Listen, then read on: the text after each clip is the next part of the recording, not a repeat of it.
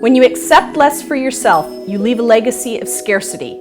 Earning your worth is not merely a personal goal, it's a social responsibility. So if you've been hanging out with the Millionaire Girls movement and you know anything at all about me, you know I'm big on earning your worth. But the interesting thing about this is it's really for me not just this personal issue.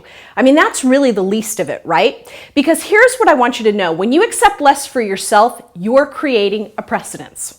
You're saying every woman behind you, every woman who is younger than you are, is really also going to have to be set up to accept less. So I want you to think about all the ways in life you're accepting less. And some of them, by the way, interestingly enough, might not be financial.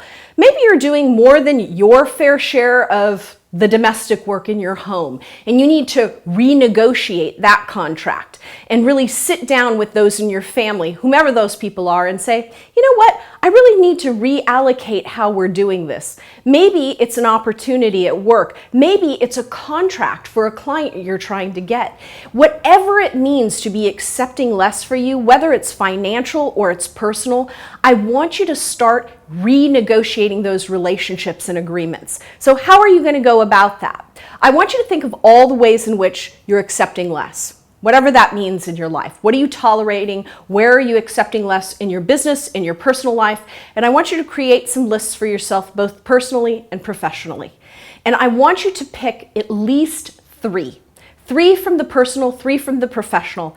And in the next 14 days, I want you to have some critical conversations about renegotiating those agreements. Now, here's what's crucial. You need to do this within the next 24 hours. You can have the conversation within the next 2 weeks, but I want you to create those lists and I want you to make those appointments to have those conversations. I want you to calendar them. When you calendar them, what you do is you give them significance. You make sure that you're going to show up and you're going to be prepared. Are you going to be nervous? Probably. Are you going to be scared and feel concerned about the outcome? Maybe. But here's the thing. You can do this. And if you do this for yourself, that's the legacy you will leave. That's the legacy you're going to leave for all of those women that are younger than yourself.